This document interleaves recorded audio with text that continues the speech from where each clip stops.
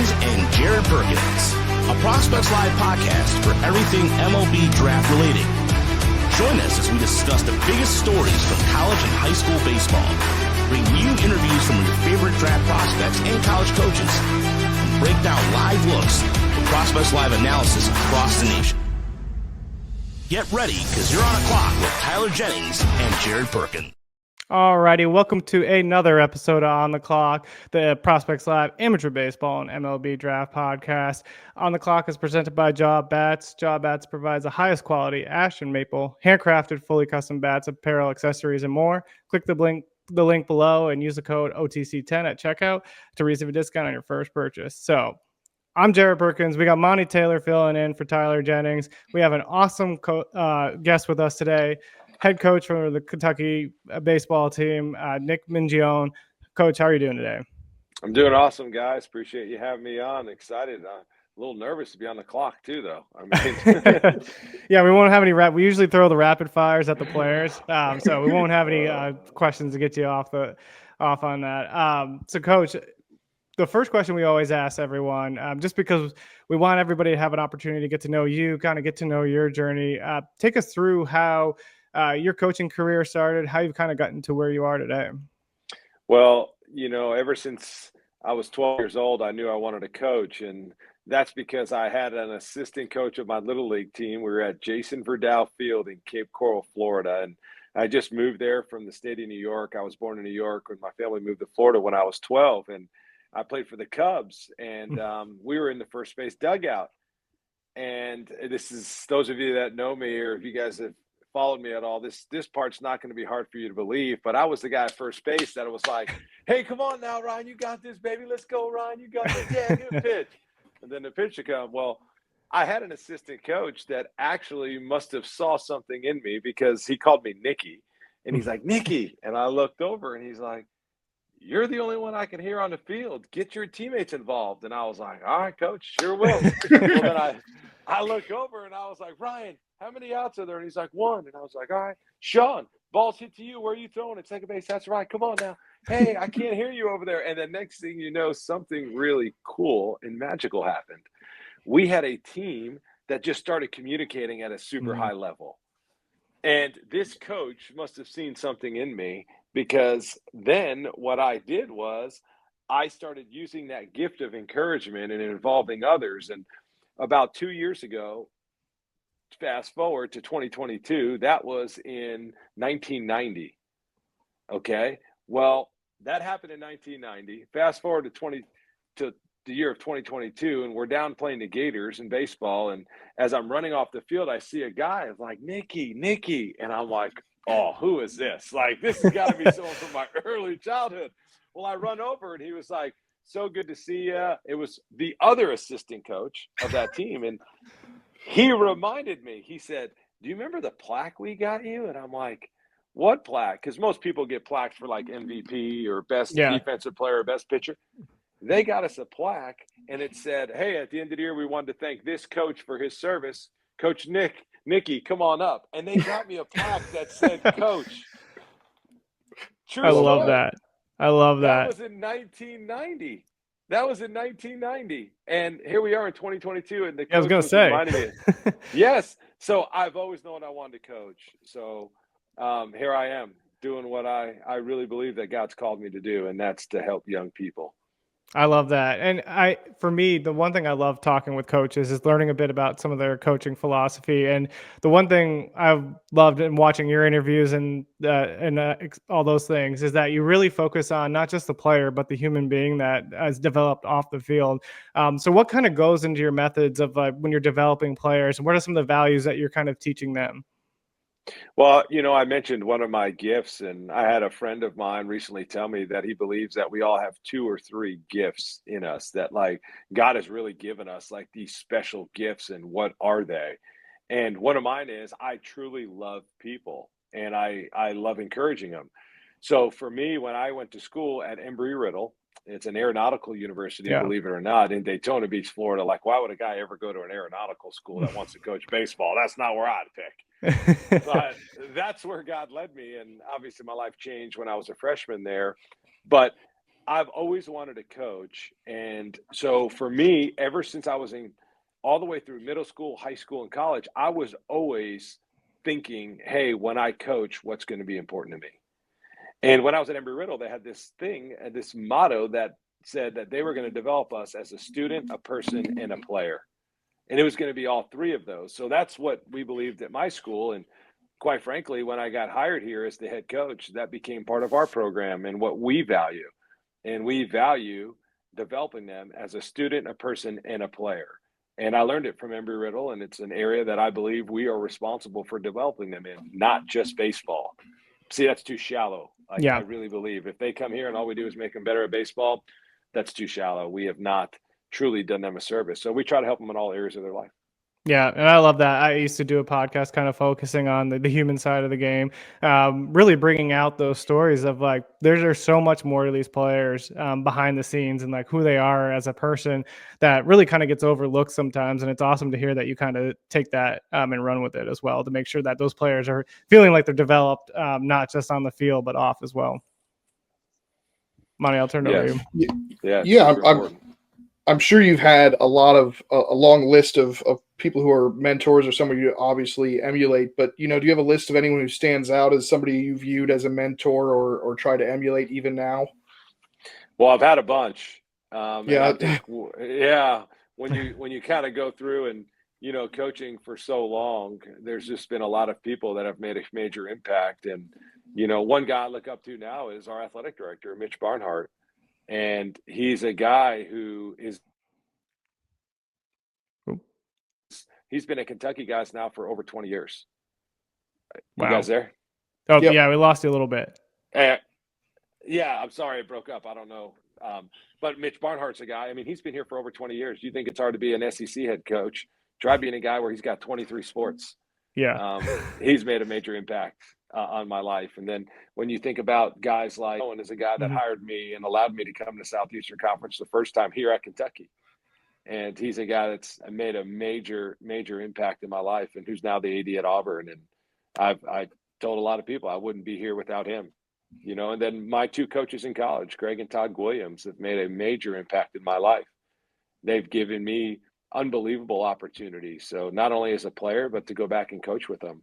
So there's a long list. I'm always hesitant to name too many because I will leave somebody off, but our athletic director here has gave me the opportunity of a lifetime, John Cohen, and then my two coaches in college are two of the guys, four of the guys that stand out.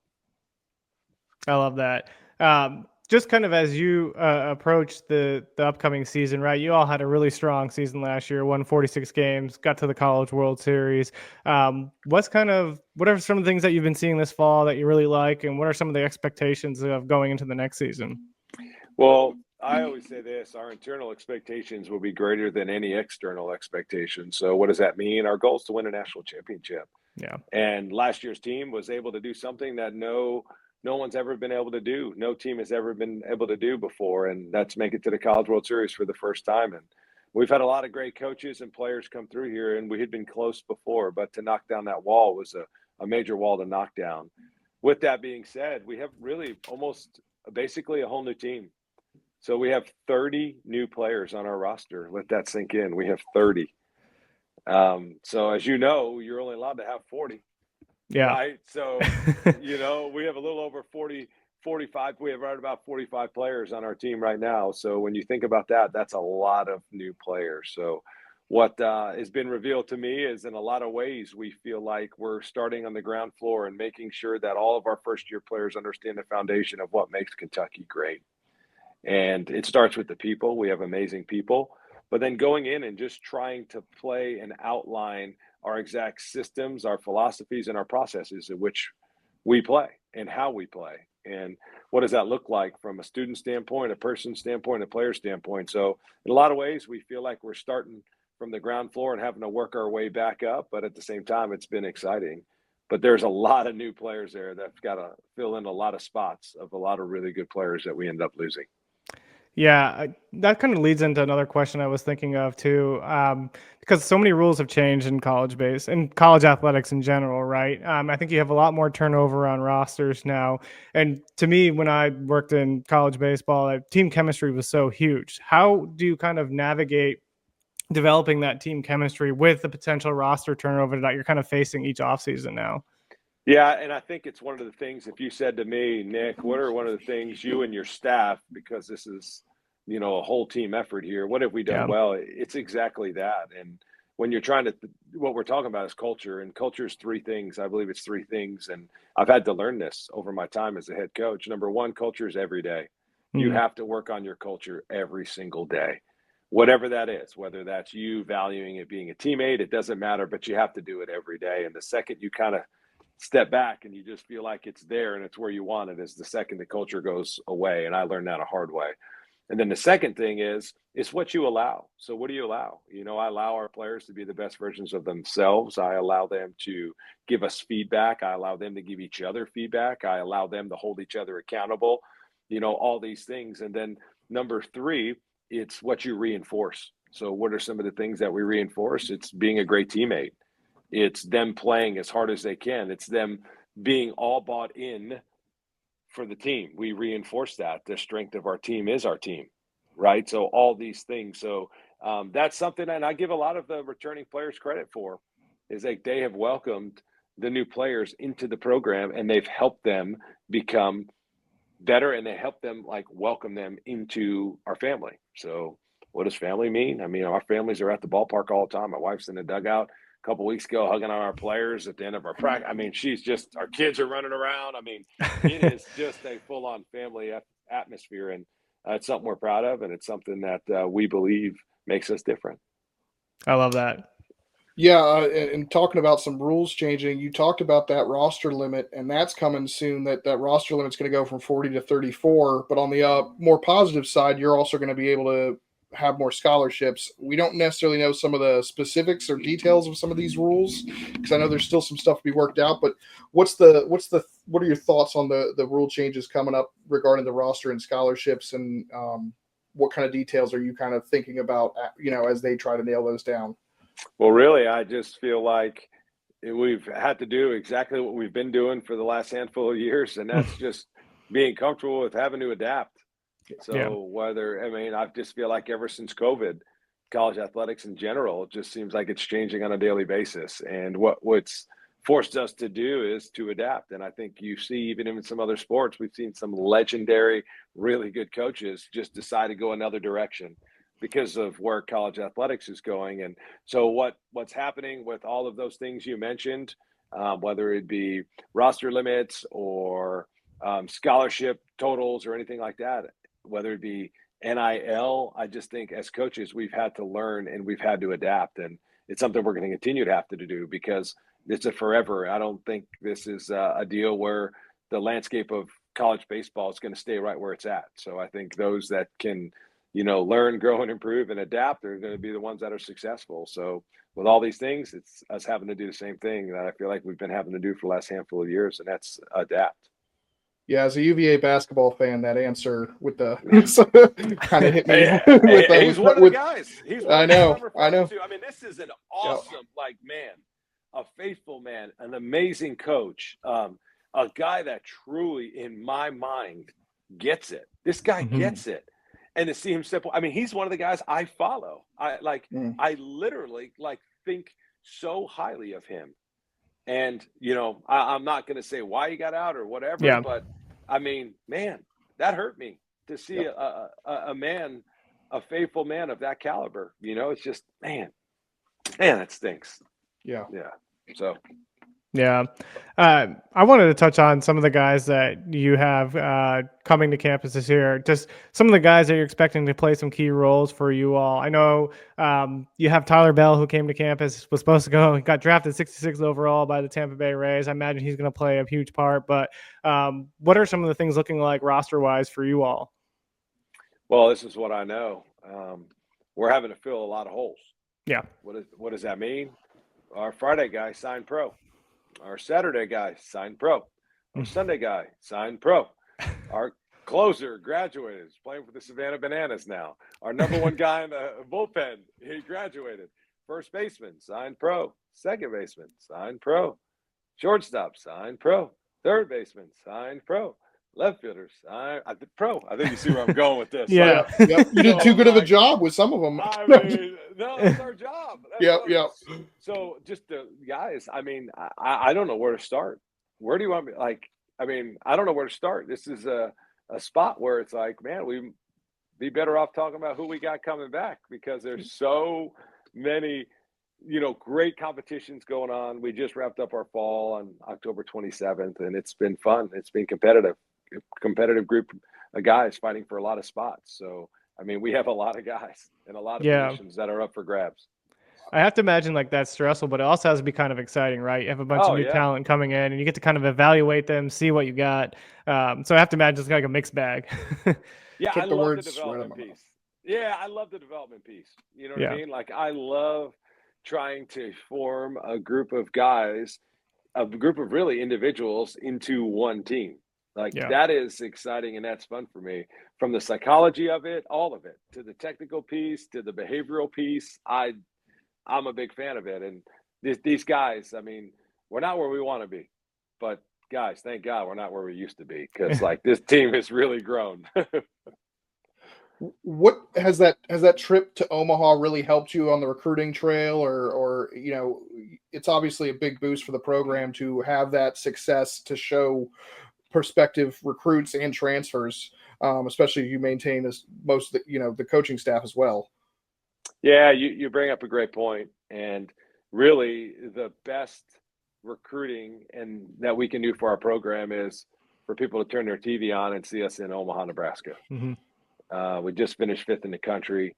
We are the reigning Southeastern Conference champions, right? So them being able to see us win the SEC, to see us being in Omaha, that's really the best recruiting pitch we can give. It doesn't matter, what I could say or whatever else. I mean, there are some things obviously that we share about our program, but for that is the best. So yes, by the time, we got in there, and especially from the high school and transfer portal level, it's helped on every level, because the guys that are in the portal, a lot of times, what are they looking for? Some of them are looking for an opportunity. Some of them are looking to move up a level to prove that they can do it in the Southeastern Conference. Some of them are looking for a new home and a new culture. And, obviously going to Omaha, not just our program, I would just speak for any team to make it to Omaha. That is really one of the best recruiting pitches you could give anybody. I love that. The other question I like to ask too is that there's a lot of new technology, right? A lot of new data and analytics that have really kind of taken over some of the game. How do you balance that with like the holistic player development and really focusing on the human beings and some of the human elements that come into the game as well? There's no question that data has changed our game. Yeah. And I would say for the good. I don't see how anybody can argue that it hasn't changed the game. But there is a balance on how, if, and when you use it. So how you use it, I think, is extremely important. When you use it is extremely important. And if you even use it at all, it's extremely important. So for us as a coaching staff, we've been really clear about when we lay out when it will be used, and how it will be used. And I think that is the important balance. And then also explaining to the players about it. So perfect example, we got a batter up. Umpire calls the ball a ball and a half off the plate. Umpire says strike. Ball and a half off the plate. I'll ask you guys, is that a ball or strike? It's a ball and a half off the plate. Yeah, it's a ball. The ump called it a strike. It's a strike. That's exactly right. It's a strike. And the reason why it's a strike is because the umpire said it's a strike. It's not your strike zone, and it's not the track man strike zone. It's the umpire strike zone that matters. So now we could say, did that ball cross the plate? And the answer is no. It did not cross the plate. It did not cross the plate, but it's a strike because it's what the umpire said. So there's a balance of having to evaluate and use that data, right? So it's a perfect example of what we're trying to decide. But that TrackMan has also made umpires and them understand the strike zone way better. Mm-hmm. So there's a lot of good for it, but there's some times where it's like, nope, I don't care what the data says. In this case, it's what the umpire says. So how, if, when, all those things are important. Yeah, I mean, we run that into that in scouting too, right? Everybody wants to say like data means everything versus like someone being there in person, seeing how someone acts on the mound or how someone acts at the plate, those kind of things. Kind of want to overlook that, but you really have to find a solid balance. And the best teams that scout players do that. They're able to get a good balance of like what the data is saying, but also what is the person like? What do they bring to the table outside of just the numbers? Yeah, you bring up a good point. I just had this conversation just earlier today Mm-hmm. with how data, let's say there's a pitcher on a mound and he's hitting all of his metrics. The game's going on and everything is checking out. The induced vertical break's right, the spin rate's right, the horizontal, all of it. It's all checking out. I mean, it is. This dude's got his A stuff. But you look on the mound and he looks scared to death. Yeah. He's scared to death. There's 8,000 people in the stands. He's got his best stuff. But then all of a sudden, he's throwing it, but it's not like exactly how it's supposed to go. And it's, man, ball one, ball two, and you just see it coming. Yeah. What do you do? Mm-hmm. Do you just rely solely on the data, or do you go, no, that guy's scared. I know what's about to happen. And either I got to go talk to him and see if we can snap him out of it, or we got to make a change. Yeah. And you can see that all the time with some of the big profile hitters as well. When they, using that example, when a Jack Caglione or a Charlie Condon steps in, you can see that the difference, and that's not really shown in the data. Yeah, great point. Great point. Yeah. Monty, do you have any other questions? I was going to dive into some fun ones. Yeah, I was just going to ask if there were it. I know you've got a whole new roster and it's hard to ask this question, but do you have any players that are standing out after fall ball that have surprised you, maybe, that have, really impressed more than you may have thought? Because I'm sure everyone's impressing to an extent, but is there anybody that's standing out? Yeah, I thought Dylan Kuntz has swung the bat extremely well. He's our transfer from Campbell. I mean, he's had some really, really good at-bats, and he has swung the bat good. Will Marcy's another guy. He's an outfielder that has swung the bat really well. Ethan Walker, left-hand pitcher from Longwood, has shown some really good stuff. Nick McCain, his 7th year of college baseball, just has a presence and a maturity about him that has been really well. So there's a bunch of guys. I would say those 4 guys have, stood out, and there's more, Tyler Bell's been impressive and some others, but as I think about those, 4 guys, these are 4 guys that have obviously made a good impression on us so far. Love that. Thank you. Yeah, I love it. So I'm going to dive into just a couple more fun questions just because of the on the clock aspect of it. Just going to throw 3 just quick ones at you. So if you could coach any team, past or present, which would it be and why? I would coach last year's team all over again. Yeah. I would go, guys, I continue to miss them. Just being around them every day. And I think that's an ultimate compliment that I could tell somebody, like, man, I want to be with them again because of the special, special bond, just to watch that group of mature guys just every day, just have a short-term memory, be able to pull for each other, to be unselfish, to accept roles, but at the same time continue to work, to continue to serve. Just special group. That's awesome. I love that answer. Our next question is, we talked a little bit about like the human side of the game and really kind of having that opportunity to step away from baseball once in a while. So how do you like unwind, and what do you have for passions away from the game when you're not on the field or coaching? I love spending time, number 1, in God's word. I'm at my best when I'm doing that daily. And then number 2, spending time with Kristen and Reeves, my wife and my son. He's 10 years old, and just love the mother that Kristen is, and watching her and spending time with Reeves. And then if you say, hey, what would be the third thing? It would be to fish. I absolutely love fishing, and my son does too. And I'm going to be the dad. Can I brag on him? Yeah. Reeves, he has caught 44 different species of fish. That's 44. impressive. So we got a At cool 10. photo album. 10 years old? At 10. Yeah. That's wild. That's awesome. So we're trying to add to his folder. So we're gonna Love that. try to add a couple more here in the end of the month and maybe into December. But yeah, That's a really cool thing to do because like it's not just the fishing, but now you've got the album and there's like a collection involved. That's so cool.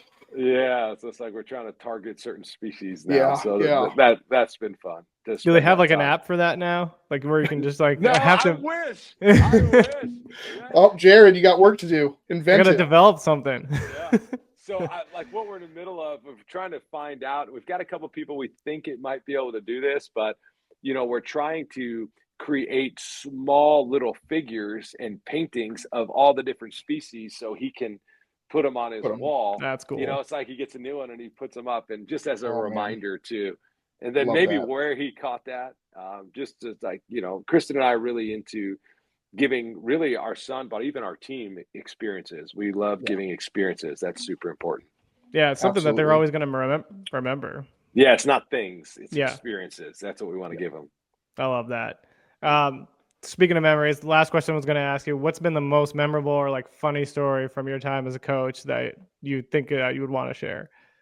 That cute. Yeah, that you would want to share is the key. Yeah. Yeah, I do. Funny one?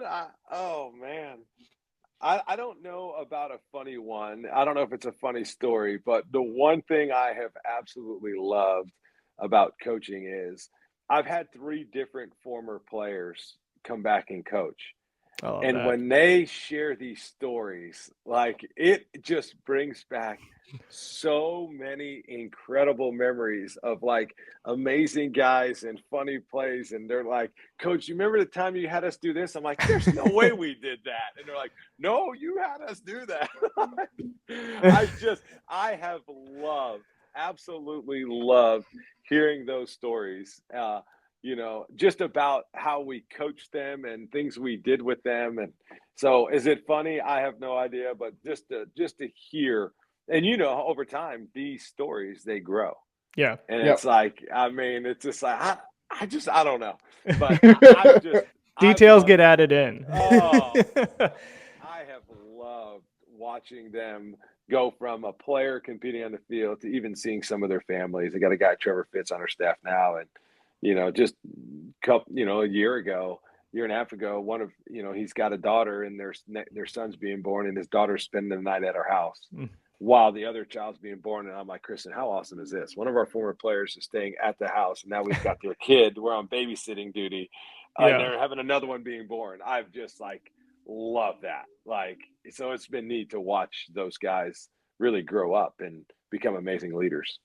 And real quick, for it. I was gonna mention. You just reminded me of one of the cool things. I have Twitter on my other screen, and they popped up the Clemson game last night against the Savannah Bananas. You mentioned your closers is with them now. Did you get a chance to see any of that or any clips from that last night with the playing Clemson? No, I didn't. And what I've realized about the Savannah Bananas, they have 5 or 6 teams.